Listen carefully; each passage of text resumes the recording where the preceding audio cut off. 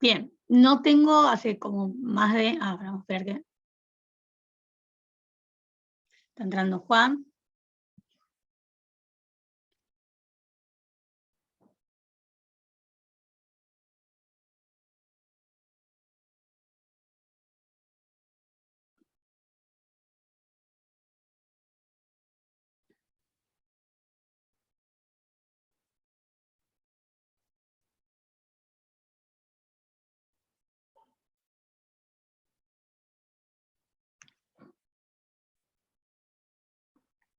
Hola Juan.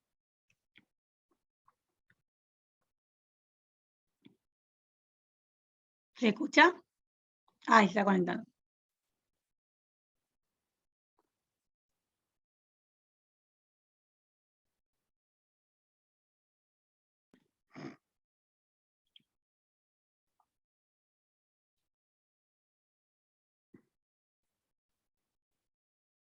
Bien.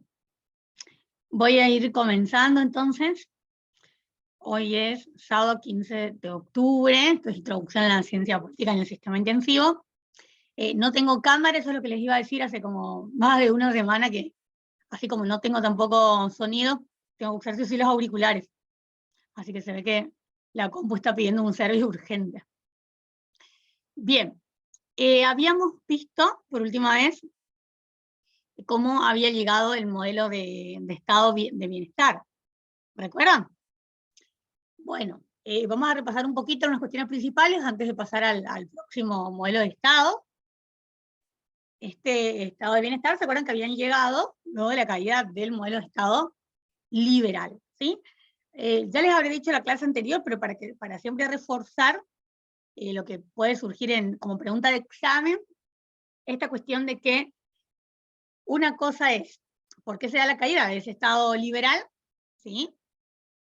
Por la crisis de la bolsa de Wall Street, y luego, ¿por qué se da la crisis de la bolsa de Wall Street? ¿No? Son preguntas que tienen que tener bien diferenciadas, ¿no? ¿Por qué se da la crisis y posterior caída del modelo de Estado liberal, y por qué se da la crisis de la bolsa de Wall Street? Cuando se establece este modelo de Estado de bienestar, ¿se acuerdan que habíamos dicho? Se da en Estados Unidos en 1930, en Argentina se va a dar recién con Perón, ¿se acuerdan? Y habíamos quedado en cómo se va a ir dando en América Latina, ¿sí? ¿Se acuerdan que les había dicho que tardó en llegar este modelo de Estado de bienestar a América Latina? Fue bastante resistido, y acá hubo una cuestión particular en América Latina que, digamos, que no permitía e imposibilitaba el establecimiento de este estado liberal, perdón, de este estado de bienestar en los países de América Latina. ¿Recuerdan qué era? Lo que imposibilitaba. Profe, buenas tardes primero, creo que Buenas me dejó tardes, entrar ¿cómo están, chicos? Estoy sin cámara, disculpen, mil disculpas, ¿eh? Bueno, sí, está bien. Bueno, supongo que los continuos procesos, acá en Argentina, por lo menos los continuos procesos de golpes de Estado y de fragilidad Excelente, institucional que había. excelente. Eso es lo que así lo deben interpretar, lo deben saber, y así tienen que responder en el examen final, Dios mediante, fin de noviembre o en diciembre, por los regímenes autoritarios. En eso habíamos quedado la clase anterior. Entonces, vamos a ver cómo se fue dando. Tanto en el caso vamos a tomar como ejemplo, el caso de Argentina, de Brasil, de Uruguay y de Chile, se van a dar estos regímenes autoritarios entre la década del 60 y del 70. Regímenes autoritarios que se dan con lo que se denomina un efecto bola de nieve. Eso apuntar muy bien, por favor. Efecto bola de nieve, ¿por qué? Significa que se produce en un determinado estado y automáticamente, como un efecto de una bola de nieve, llegan a producirse en otro estado. Y así ocurrió con los regímenes políticos autoritarios. En el caso de Argentina, y de Chile, van a tener regímenes bastante similares en cuanto a la envergadura del régimen autoritario. Ahora, el caso de Uruguay quizás tuvo una envergadura menor, ese régimen autoritario, y el caso de Paraguay sí es totalmente distinto porque, como ya les había mencionado, hay algunos politólogos que consideran que el régimen de, por lo menos en la primera parte, el régimen de Paraguay, tuvo muchas aristas de ser un régimen totalitario. Reitero, por lo menos en sus inicios, en la primera parte. Entonces, ahí está la cuestión de cómo vamos a ubicar a cada uno. En la Argentina, nuestro régimen, nosotros tuvimos 6, recuerden, 6 golpes de Estado, porque apunten bien que era una democracia cíclica, como ya habremos dicho, de autoritarismo a democracia, democracia a autoritarismo, pero el último, si bien ya les he dicho que todos tuvieron apoyo de la sociedad civil, ahí está el concepto de legitimidad, recuerden, esto a diferenciar bien, ¿se acuerdan que les dije que los regímenes políticos autoritarios, siempre decimos regímenes, no decimos sistema autoritario, decimos regímenes políticos autoritarios, son ilegales, ¿sí? Porque no se dan conforme a derecho, porque van en contra de la ley, pero son legítimos. Y el último golpe, como se le dice, golpe de Estado, el último régimen autoritario, el del 1900, ¿cuánto? A ver. 76. El 76, gracias, Eugenia. Hola, Eugenia. Hola, buenas. ¿Cómo estás? Ese fue el más legítimo, porque se calcula que entre un 70 y un 80% de la sociedad civil en ese primer momento apoyó el pedido y el establecimiento de los militares. Argentina, y también América Latina, tenía esta cuestión de que cuando no funcionaba algo, o se daba un poco porque realmente era así, de inestabilidad política y social, automáticamente las personas habían optado por esta especie de costumbre de que el gobierno tenía que dejar su lugar y el gobierno civil, y tenía que ser ocupado por militares, es decir, por un régimen autoritario. Y pasó lo mismo en el 76, sin imaginar todo lo que vendría, porque si bien cuando los militares llegan, perdón, en el 76, ya habían comenzado las desapariciones, forzadas obviamente, eso no se sabía, eso no se conocía como hoy nosotros con el diario de ayer sabemos cómo fue la historia. En ese momento no. Recuerden que en ese momento, recién luego del restablecimiento del régimen democrático, se comienzan a conocer los abusos y excesos que tuvo el régimen autoritario. Fue todo posterior, no durante. Entonces, ese régimen autoritario, que eso es lo que vamos a analizar, ese régimen autoritario que llega en el 76, llega para poner una especie de orden y de tranquilidad, de armonía social al gobierno de Estela Isabelita Martínez de Perón, que ella no lograba el control social, económico y político de la Argentina. Para eso llegan, para dar estabilidad, tranquilidad y armonía. Eso apuntar muy bien. Estabilidad, tranquilidad y armonía social a un gobierno que no lograba este control social y esta estabilidad, obviamente, social, política y económica. Ahora, no sé si ya les he dicho a ustedes cuánto tendría que haber durado, cuánto en general tiene que durar un régimen autoritario y luego llamar rápidamente a elecciones. ¿Les dije ya en algún momento? En general, más o menos tiene de un año, ¿sí? Un año a un año y medio, para restablecer el orden y convocar a las elecciones democráticas.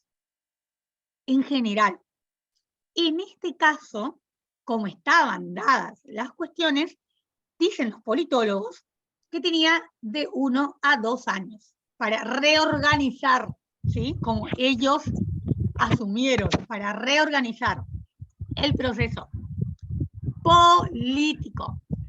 Pero ellos no lo denominaron así, ¿eh? Para ellos fue una reorganización nacional, un proceso de reorganización nacional, de 1 a 2 años.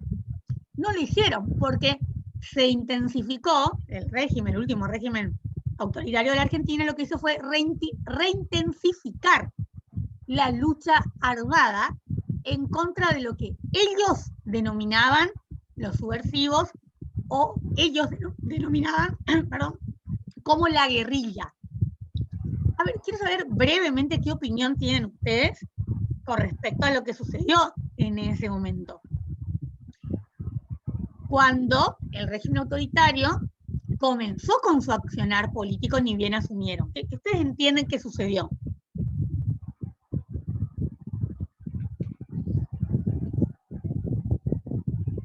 ¿Qué entienden? ¿Que hubo represión? Sí, ajá. ¿Qué más? Un cambio ideológico, un cambio social. Sí. Específicamente con el accionar de los militares. ¿Qué ustedes entienden que pasó? No, sí, profe, bueno, primero llegan los militares a suprimir todas las garantías constitucionales del país, claro está, Sí. ¿no? Ajá, sí. Siempre es así, muy bien.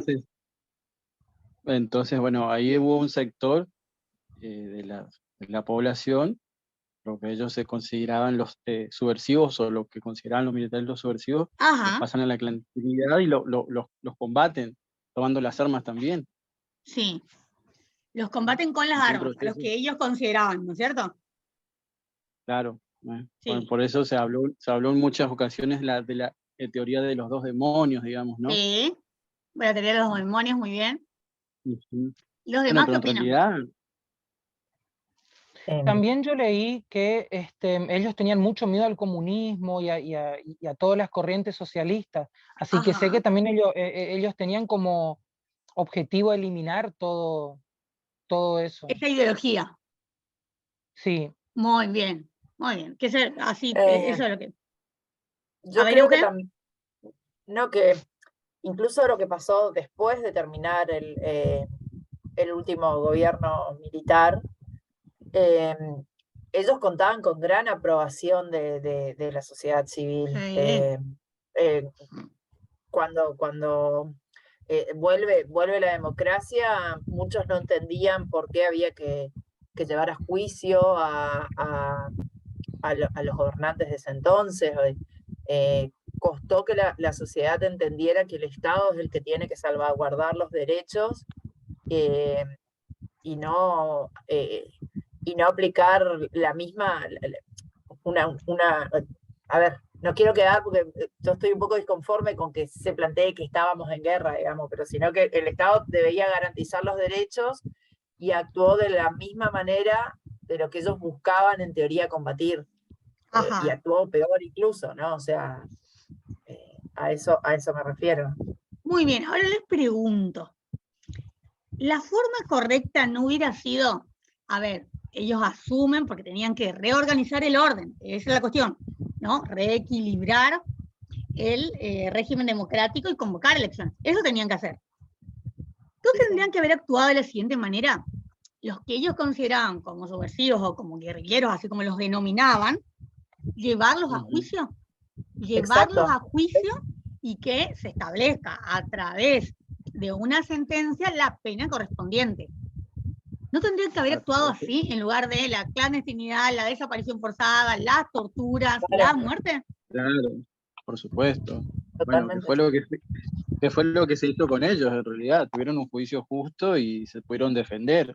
Algo que no permitieron ellos en su momento. Que no tuvieran los que en teoría combatían.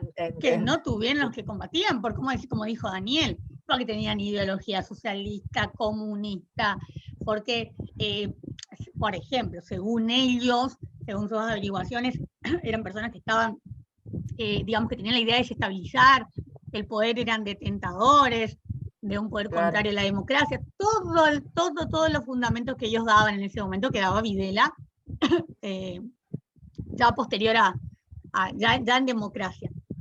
Pero el medio era otro. O sea, ustedes como futuros politólogos que van a hacer eso, y acá Euge que hace el profesorado, tienen que tener muy, pero muy en claro. Ellos tenían esos fundamentos, el medio no era el autoritario, el medio no era la clandestinidad, ni la desaparición forzada, ni la tortura. El medio tendría que haber sido un medio democrático, como lo establece el artículo 18 de la Constitución Nacional, con un debido y legal proceso. Eso nosotros como politólogos tenemos que tenerlo muy, pero muy firme, sin dudar nunca. El otro día ocupaba 2 ejemplos para dárselos a mis hijas. Ajá. Un ratito, yo le conté que Larralde, por ejemplo, después de que cantó Samba de mi Esperanza, a los pocos días tuvo un accidente bastante sospechoso donde perdió la vida. Entonces yo les hablaba a ellos de que en la época del proceso había palabras prohibidas y que muchos se encargaban de perseguir y de matar a las personas por esto sin qué ni para qué, ¿no?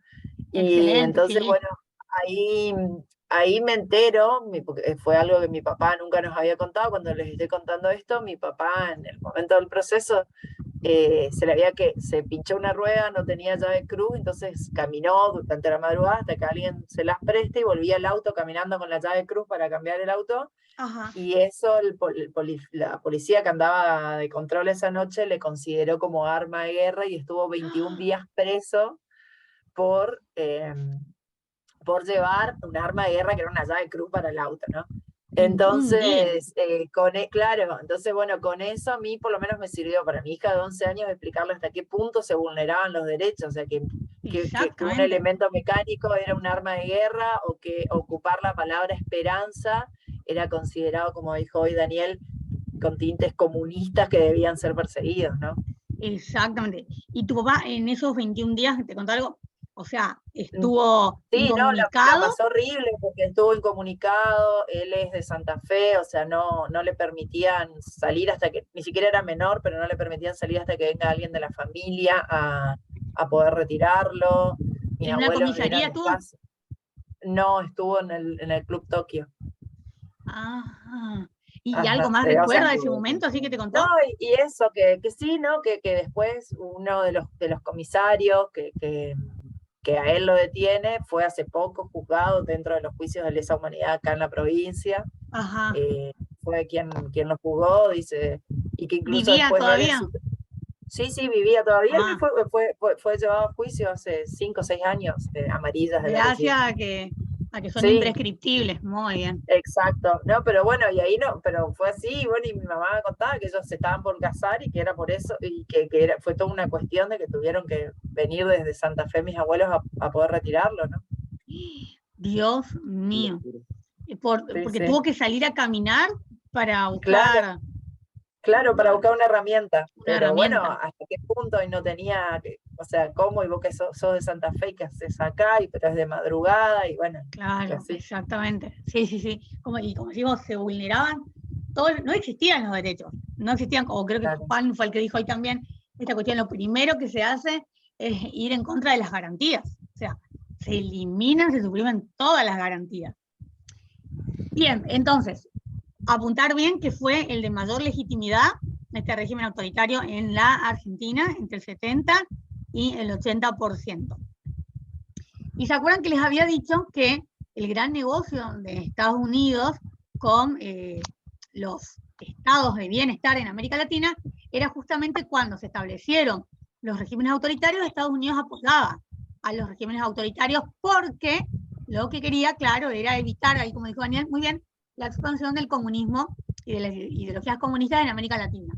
Y el gran negocio consistía para restablecer esta democracia, era necesario también reequilibrar el sistema económico.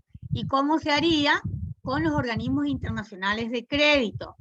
O sea, a través de los préstamos internacionales que Estados Unidos, a través del BID, del FMI y del BID, iba a otorgar. Entonces ahí comienza la época del gran endeudamiento de los estados de bienestar en América Latina y de nuestro país. Si bien ya comenzamos, como se sabe en la historia, en la época de Rivadavia con el Baring Brothers, eso es verdad, allá por el 1820, pero ese endeudamiento actual, contemporáneo, comienza con los regímenes autoritarios.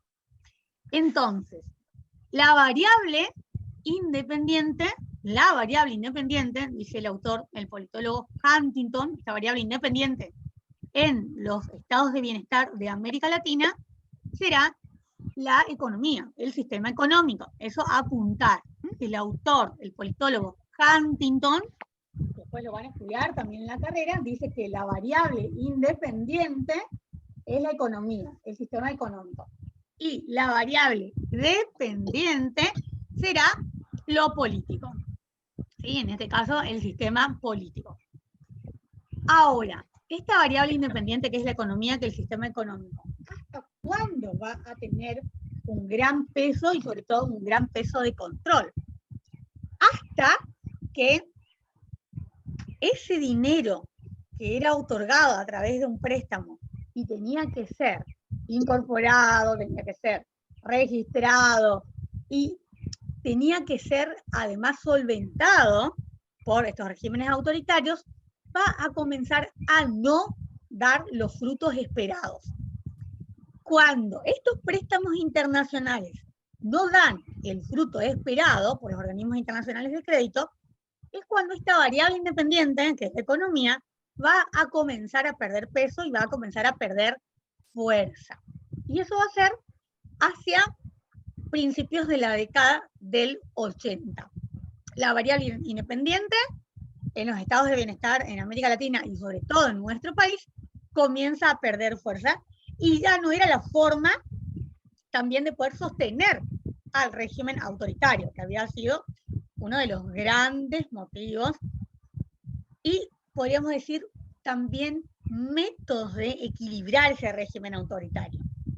Entre 1980 y 1981 va a comenzar un periodo de gran pérdida económica en la Argentina y una inflación que va a comenzar a dispararse lentamente. Además de que los organismos internacionales de derechos humanos van a comenzar a manifestarse en contra del régimen autoritario en Argentina y de nuestros países vecinos, obviamente. Entonces, sí, Dani. Yo lo que leí, porque esa parte de la historia me interesa bastante, en esa época, entre el 76 y el 80, todos los créditos que se obtenían de estos organismos, los militares ocupaban para rearmar las fuerzas. También ellos, en parte ellos ocuparon muchísimo para eso, porque además de tener mucho miedo al comunismo, también tenía mucho miedo a los vecinos, principalmente a Brasil y a Chile.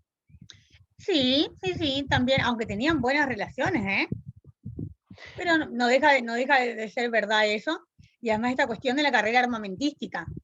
Si bien la carrera armamentística en ese momento era fuerte, porque recuerden que nosotros veníamos de tener regímenes autoritarios, o sea, de tener democracias cíclicas, o sea que el elemento militar era un elemento fuerte, pero es verdad también lo que decís, porque ellos tenían que seguir fortaleciéndose, porque pensaban que les quedaba muchísimo. Ellos pensaban, más o menos se calcula que a principios de la década del 80, ellos pensaban que les quedaba entre 10 a 20 años más, o sea, 20 años más. Ellos se veían como llegando al 2000 en el poder. Era una cosa increíble.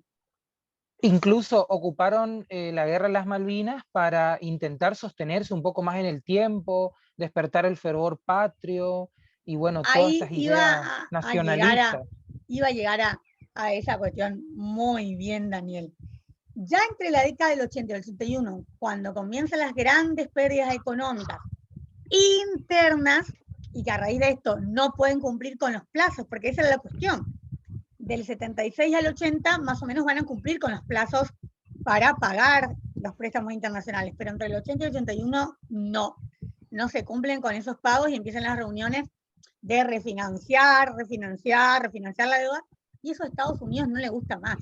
Entonces también comienza a darse cuenta de que quizás esta variable independiente, que era la economía, además que comienza a perder fuerza, lo que puede llegar a producir es una inestabilidad del poder militar, y eso no le gustó a Estados Unidos. Y acá, internamente, como muy bien dijo Daniel, y ahí voy a hacer un poquito una corrección. Nosotros sí tenemos esa como convicción de que se utilizó exclusivamente la idea de recuperar las Islas Malvinas para poder sostener el régimen. Y quizás en primer lugar, sí. En primer lugar, podemos afirmar que sí. Pero luego, en segundo lugar, está lo que implica las Islas Malvinas en cuanto a lugar estratégico y a los recursos naturales. Es un lugar muy rico, sus recursos naturales son impresionantes, y los militares se habían dado cuenta de esto. Entonces era como un 2 por 1, ¿no? Se lograba recuperar algo que nos pertenece, ¿sí? Y además de eso se solucionarían varios problemas de nuestra variable independiente. ¿Por qué? Porque a partir de las Islas Malvinas se generaría un ingreso de auténticos y grandes recursos naturales. ¿Vieron? Ahí estuvo la cuestión, no solo en recuperar, porque siempre se piensa que era solo en recuperar por la idea de fomentar el patriotismo. No, o sea, no, la verdad que no le podemos quitar, porque si no como que lo subestimamos demasiado, y no es así. O sea, no es así, por algo estuvieron tanto tiempo como estuvieron en el poder. Entonces, esas dos cuestiones principales de recuperar. Ahora, si se recuperaban las islas, que son nuestras, recuerden siempre que las Islas Malvinas son nuestras porque se encuentran dentro de nuestra plataforma continental, lo que no ejercemos es poder, o sea, no ejercemos soberanía sobre las islas. Pero en este momento era un momento en donde era un momento propicio para sentarse con la diplomacia y recuperar, porque se llegaba al plazo que había determinado la ONU, ni bien se constituyó la ONU, para que la diplomacia pudiera negociar la entrega o no de las islas. Entonces, todo coincidía también. Era el momento propicio desde la diplomacia, sentarse a discutir. Ahí estaba la cuestión. Era el momento de sentarse a discutir, no de preparar una invasión con cero elementos de lo que era el poder militar. Porque para invadir, posicionarnos y reposicionarlos en las islas no teníamos nada.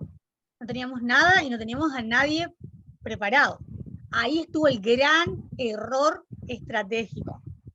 Cuando se entera Gran Bretaña, cuando se entera la primera ministra, ellos tenían un problema económico gravísimo también. Era uno de los periodos de mayor inflación en Gran Bretaña. Cuando se enteran, la primera reacción de los ministros, del gabinete, es tomarlo como algo menor. Algo menor. Listo, en cualquier momento se cansan, en cualquier momento salen de las islas, y cuando comienzan a tener un poco de asesoramiento dicen, bueno, vamos a ver la forma de que estos argentinos que están en las islas salgan de las islas, pero en ningún momento pensaron de que se trataba de una invasión con el objetivo de recuperación de las mismas. Recién cuando el asesor principal de Margaret Thatcher habla con ella y le comunica la situación, es ella misma la que comienza a investigar qué es lo que realmente estaba sucediendo. Cuando ella se lo comunica a su gabinete le dice que perfecto, pero que seguramente iban a encontrar una forma de detener esa posible invasión sin la necesidad de enviar soldados ingleses. ¿Por qué? Porque tenían un gran problema económico, no había recursos económicos y además estaba perdiendo mucha fuerza Margaret Thatcher como primer ministra en su rol. Entonces, ella tuvo que decir, ella es la que tenía que decir, porque todo el gabinete se le puso en contra, y eran todos hombres. Ella misma no quería mujeres en realidad en el gabinete. Todos se le pusieron en contra, diciéndole que ella iba a caer, que iba a tener el voto de censura, que lo más probable era que iba a tener el voto de censura, y que podía caer todo el gabinete, además de, obviamente, empeorar la situación económica que tenía Inglaterra. Ella no lo dudó un instante en comunicárselo a la reina, porque si bien la reina es la única que hasta actualmente tenía, no tiene más, ahora lo tiene su hijo, el rey, Carlos III, el poder de declarar la guerra y declarar la paz. Entonces, cuando toma la decisión, Margaret Thatcher se lo comunica primero a la reina, de que se iba a declarar la guerra a Argentina, y luego al gabinete. La reina no entendía mucho, pero sí la apoyó, aunque le parecía que quizás se podía dar otra manera. Si hubiera sido solo por la reina, quizás ella hubiera, más bregado por una cuestión de sentarse y utilizar la diplomacia, porque nunca estuvo a favor de la guerra, por más que sabemos que Inglaterra siempre fue bélica, siglos de belicosidad. Pero la reina, con esa cuestión de la Argentina, para ella no era la manera, pero igualmente apoyó a Margaret Thatcher. Y sin embargo, los ministros se le pusieron todos en contra, ella no dudó y declaró la guerra. Imagínense que hasta el príncipe vino a pelear. Y ahí estuvo la cuestión. Para ellos era una guerra que se libraba a kilómetros y kilómetros, pero tenían el poder militar conformado. Y para nosotros también era una guerra que se libraba a kilómetros y kilómetros, pero no teníamos el poder militar preparado, organizado. Y ustedes ya saben cómo, lamentablemente, se dio esa cuestión. Lamentablemente, yo creo que es una guerra que todos nosotros honramos a los veteranos, los honramos, y siempre van a ser héroes, porque se convirtieron en héroes para nosotros. Pero hasta como ellos mismos lo manifiestan, hoy día fue una guerra que se tendría que haber evitado, totalmente. No era la forma, no era el medio de recuperación. Nosotros estamos sancionados desde ese momento por la ONU. Hoy día, si queremos otra vez sentarnos a hablar, tiene que ser por la vía diplomática, no tiene que ser por el medio bélico, de ninguna manera. Pero esto sí dio lugar a que la mitad más uno de la sociedad civil en Argentina comenzara a observar que había algo que no estaba funcionando bien. ¿Por qué digo comenzaran a observar? Porque ahora es muy fácil, tenemos redes sociales, medios de comunicación. En ese momento no existen las redes sociales, y eran muy pocas las personas que tenían acceso, o sea, que tenían televisión en su casa y que tenían acceso, por ejemplo, a los diarios. Entonces no se daban cuenta de lo que sucedía o de cómo estaba sucediendo este régimen. Y esta convocatoria de recuperar las islas y de que esto no sucedió en la práctica, sí hizo repensar qué estaba haciendo realmente este régimen autoritario. Y ahí es cuando pierden, es verdad, ahí pierden toda legitimidad. Ese fue el último bastión que les quedaba de legitimidad, y la perdieron total y absolutamente. Y a raíz de eso, todas las consecuencias económicas que sucedieron posteriormente. Entonces ahí tuvieron que llevar a cabo estas reuniones interminables, porque fueron reuniones de meses, en donde ellos decidieron cómo finalizar este régimen, se dieron cuenta que tenían que finalizarlo, y cómo hacer la entrega del poder. Ellos querían evitar por todos los medios que los peronistas se convirtieran nuevamente en gobierno, así que también trataban de influir en eso al entregar el poder. Decidieron entregar el poder y finalmente se convoca, primero se produce la convocatoria a las elecciones, y luego el 10 de diciembre de 1983 asume, luego de haber ganado las elecciones en octubre, Raúl Alfonsín. Y ahí tenemos el restablecimiento de nuestro régimen político democrático. Argentina fue una de las primeras que se va a dar el retorno a la democracia. Muy importante esto, el retorno a la democracia. Luego, con el efecto bola de nieve, va a suceder lo mismo en los otros regímenes autoritarios de América Latina con sus respectivos estados de bienestar, que también la recuperación de la democracia va a significar también el fin lentamente del estado de bienestar. Hay una relación ahí directa entre el retorno a la democracia y la finalización de los estados de bienestar en América Latina. Bien, ¿alguno quiere hacer una pregunta?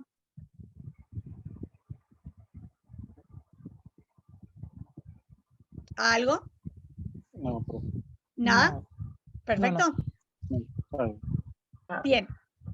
Por ahí, ¿cómo sigue la agenda de clases o cómo Eso seguimos? iba, porque Euge, claro, tenemos el sábado que viene, pero el sábado que viene en el Saavedra tenemos una actividad que viajamos, no nos dijeron dónde, puede ser Oberá o es El Dorado.